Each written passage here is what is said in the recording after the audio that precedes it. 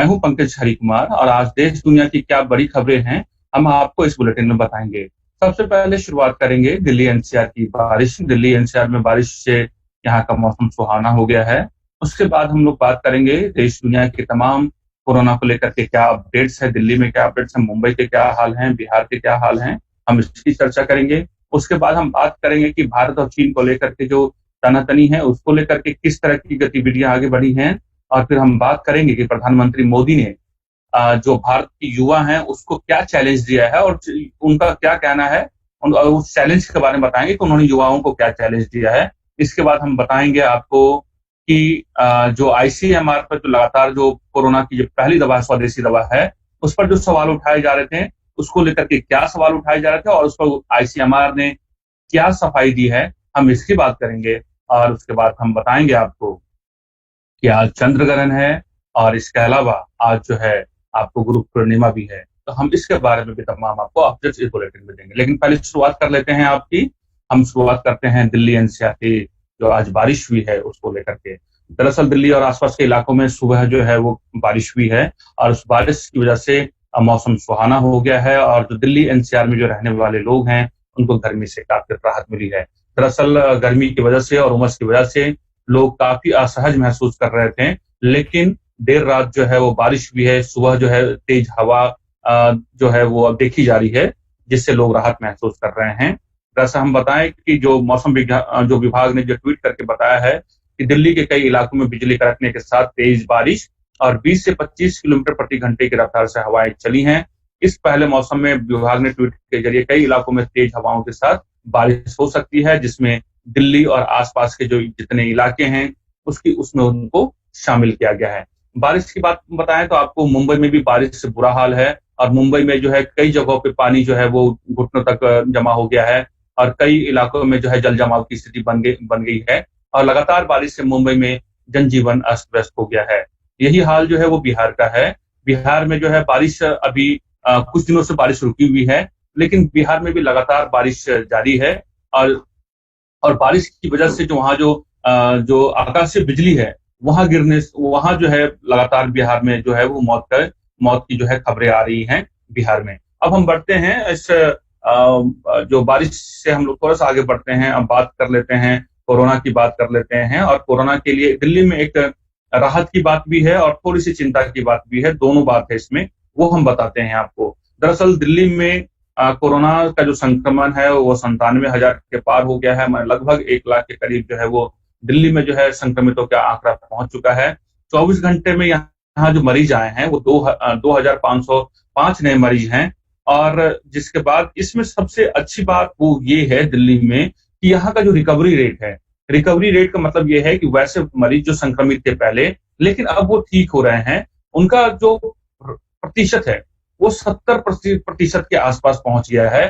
पहले जो आप देखेंगे मई के महीनों में ये था कि ये जो अगर 100 लोग संक्रमित हो रहे थे उसमें जो ठीक होने का जो दर जो था वो 40% था, रिकवरी रेट था। लेकिन जुलाई के महीने में ये रिकवरी रेट जो है आप जो है 70% के आसपास पहुंच गया है। और जो मुख्यमंत्री केजरीवाल है उन्होंने एक तरीके से जितने भी हेल्थ वर्कर्स हैं जो इस काम को लेकर के जुटे हुए हैं और कोरोना को लेकर के इलाज कर रहे हैं और तमाम दूसरे जो अलग अलग सहयोगी संगठन हैं उनको भी उन्होंने बधाई दी है। लेकिन इसमें बहुत ज्यादा खुश होने की बात ये नहीं है कि लगातार ये काम करना होगा। और आप जैसा देखेंगे कि मुंबई में भी जो है एक वक्त बहुत नीचे चला गया था, कोरोना की जो स्थिति ऐसी लग रही थी कि बहुत संभली हुई स्थिति है, लेकिन अचानक जो है मुंबई में भी जो है कोरोना का जो स्थिति विस्फोटक हो गया। लेकिन अभी एक राहत की बात ये है कि कोरोना के मामले जो है जो रिकवरी रेट के मसले में दिल्ली में काफी अच्छा सुधार देखा जा रहा है।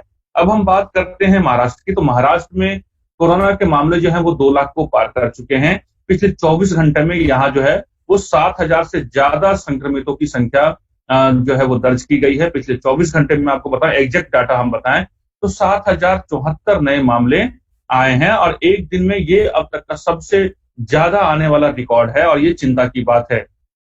वही बताएं कि राज्य में मृतकों की संख्या जो है पिछले 24 घंटे में 295 लोग इस कोरोना वायरस की वजह से मौत के मुंह में समा गए हैं, जबकि अभी तक की कुल आंकड़ों की बात करें तो 8,671 लोगों की मौत अकेले महाराष्ट्र में हो चुकी है।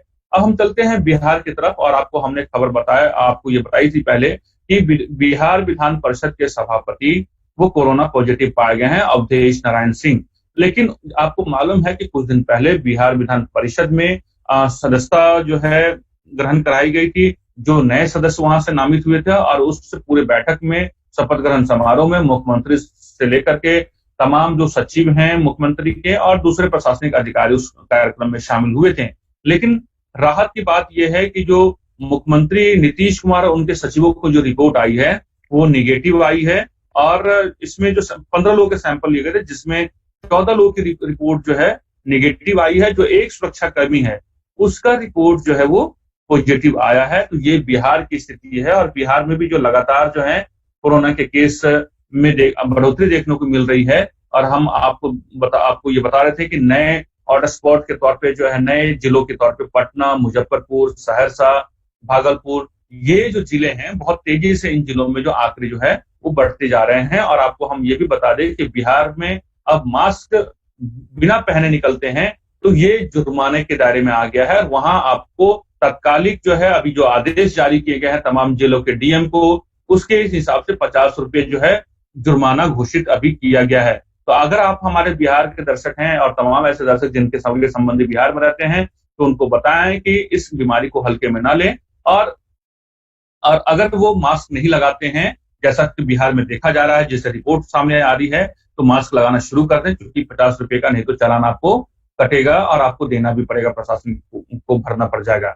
अब बात करते हैं कि एक जो है, जब से ये घोषणा की गई है, स्वदेशी वैक्सीन की बात की गई है, भारत बायोटेक और आईसीएमआर के संयुक्त उपक्रम है, और देश का यह पहला भारतीय वैक्सीन है, और अपने आप में भारतीय मेडिकल इतिहास में एक बड़ी ये उपलब्धि होगी। और उसको लेकर के जब ये बात की गई थी कि 15 अगस्त तक कोरोना वैक्सीन बनाए जाने के बाद जो है, विपक्ष लगातार इस तरह से सवाल उठाते रहा है कि आईसीएमआर जो है 15 अगस्त की जो प्रधानमंत्री मोदी भाषण देंगे, तो उसके लिए एक प्लेटफॉर्म तैयार किया जा रहा है। तो कहीं ना कहीं इन तमाम चीजों को लेकर के जो सवाल उठाए जा रहे थे, तो उसको, इस बात को लेकर के आईसीएमआर ने विपक्ष और मेडिकल विशेषज्ञों द्वारा उठाए गए के जो उनके सवाल थे, उस पर एक तरीके से उन्होंने जवाब दी है और उन्होंने सफाई दी है। वो क्या है, हम आपको बताने की कोशिश करते हैं। दरअसल उन्होंने कहा है कि भारतीय लोगों की सुरक्षा उनका हित सबसे प्राथमिकता है। यह बात Indian council of medical research ने कही है।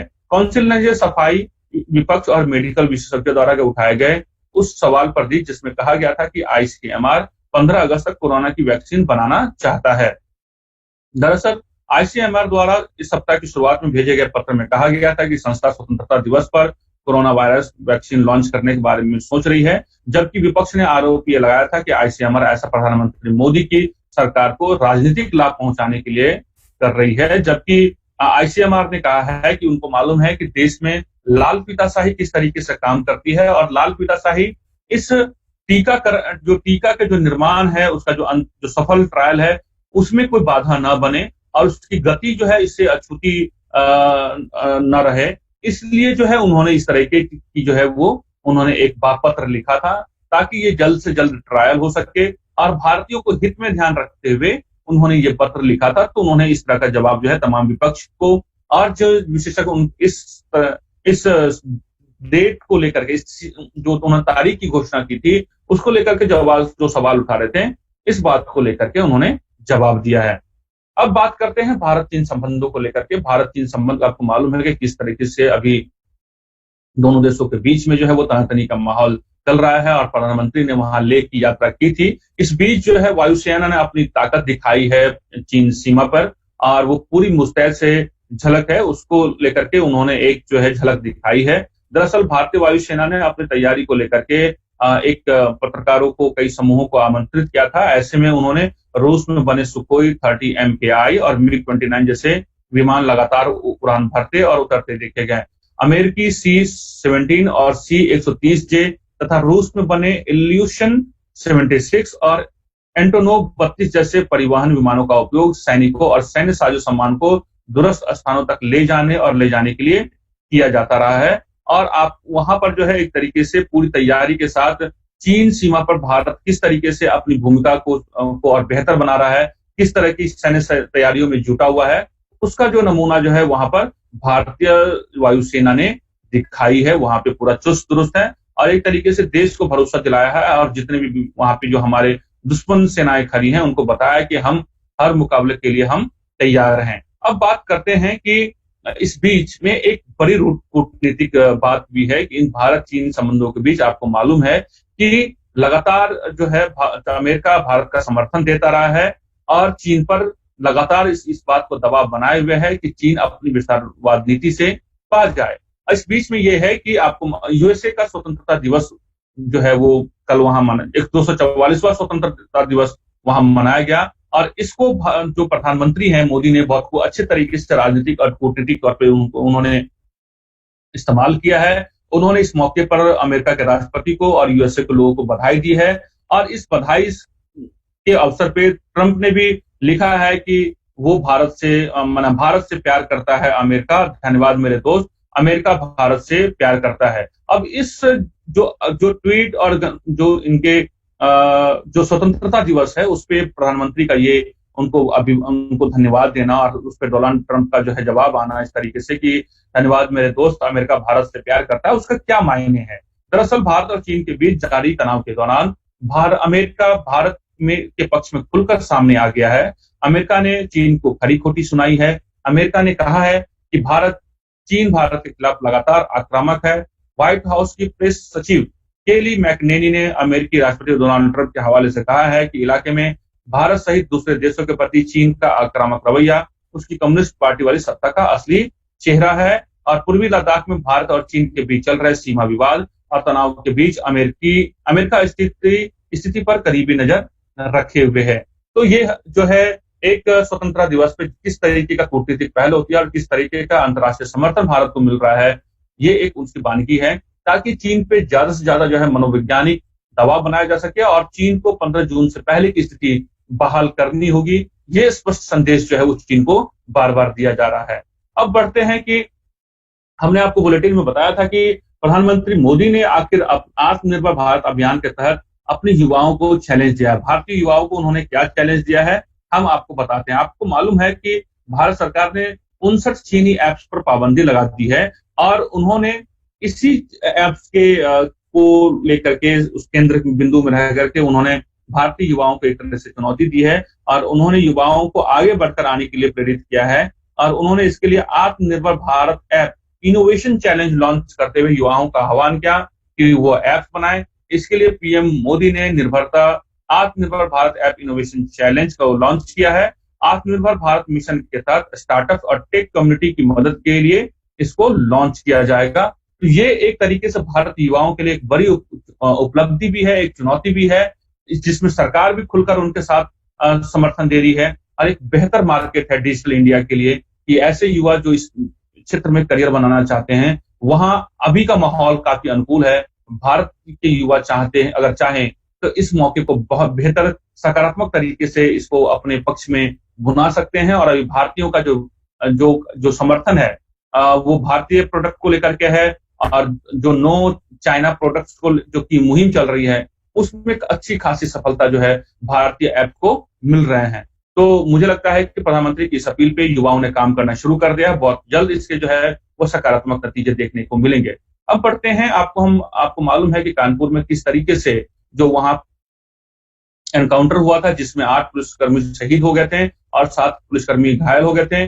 जितने भी पुलिसकर्मी शहीद हुए हैं सभी की जो है राजकीय सम्मान के साथ उन तमाम पुलिसकर्मियों की जो है वो राजकीय सम्मान के साथ अंतिम संस्कार किया जा रहा है और कर दिया गया है। और पुलिस जो है विकास दुबे की गिरफ्तारी के लिए पूरे यूपी में जो है सघन छापेमारी की जा रही है और उसके जो घर है उस घर को उसी के बुलडोजर से जो बिकरू गांव है जहां विकास दुबे ने इस तरह के जघन्य अपराध को अंजाम दिया, तो पुलिस जो है पूरे एक्शन में है और उसको घर को उसी जो क्रेन है जिस क्रेन से जो है उसकी पुलिस का रास्ता रोका गया था उसी क्रेन से जो है बुलडोजर से जो है उसके घर को पूरा तहस नहस कर दिया गया है, तोड़ दिया गया है। लगातार पूछताछ जारी है, तलाशी अभियान जारी है, लेकिन पुलिस को अभी सफलता हाथ नहीं लगी है और आपको ऐसा अंदेशा बताया जा रहा है कि हो सकता है विकास दुबे जो है वो बॉर्डर के रास्ते से कहीं नेपाल भाग जाए। तो नेपाल के जो सीमावर्ती इलाके हैं वहां भी अलर्ट जारी किया गया है और उसके पोस्टर वहां भी लगा दिए जा रहे हैं और लगातार जो है वो एक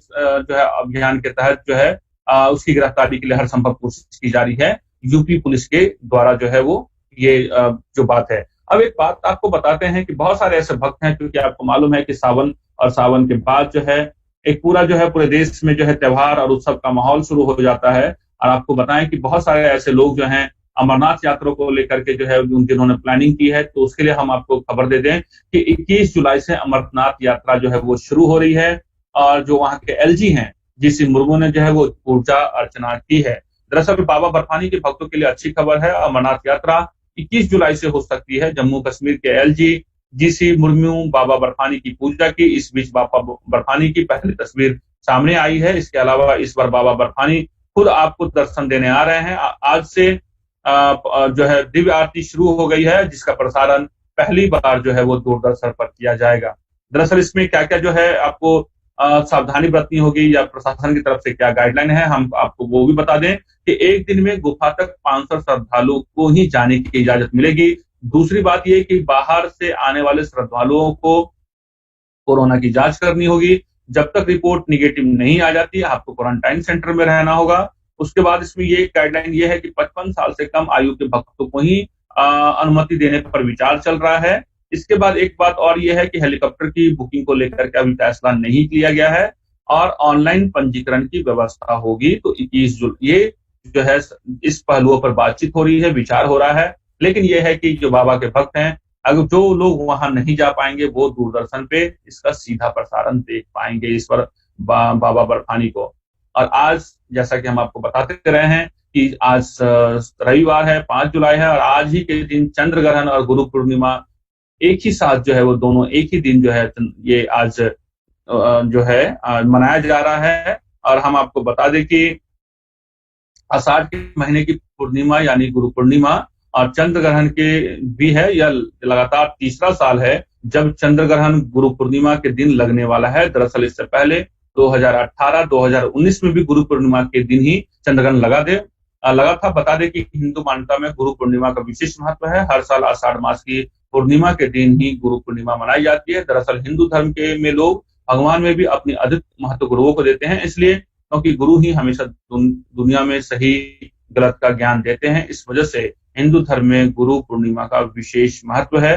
तो आप जो है अपने गुरुओं को याद कर सकते हैं। और गुरु सिर्फ आपके वो नहीं होते हैं जो आपको शिक्षा पढ़ाते हैं, बल्कि गुरु आपके माँ पिता भी होते हैं, आपके बड़े भी होते हैं। तो आप उनसे आशीर्वाद ले सकते हैं, उनको विश कर सकते हैं, उनको धन्यवाद कह सकते हैं और उनको नमन कर सकते हैं। आज के दिन शुभकामना संदेश दे सकते हैं। थोड़ी सी जानकारी आपको हम बता दें कि दरअसल चंद्र ग्रहण जो है भारतीय समय अनुसार 8:37 पर शुरू होगा और इसके बाद यह 9:59 पर अपने अधिकतम प्रभाव में होगा। सुबह 11:22 पर यह खत्म हो जाएगा। यह ग्रहण लगभग 2 घंटे 45 मिनट रहेगा। ऐसे में भारत में सूर्योदय हो जाने के कारण भारतवासी इस ग्रहण को नहीं देख सकेंगे। इसी वजह से चंद्र ग्रहण के दौरान सूतक काल भी नहीं लगेगा। तो ये खबर जो है वो चंद्र ग्रहण से जुड़ी हुई खबरें थी। तो मुझे लगता है कि बुलेटिन के खबरों में, मॉर्निंग बुलेटिन के खबरों में बस इतना ही। हमने देश विदेश की और तमाम वो खबरें समेटने की कोशिश की जो आज जो है वो बड़ी खबर बनी रही है और जो आपके लिए बहुत बेहद खास था।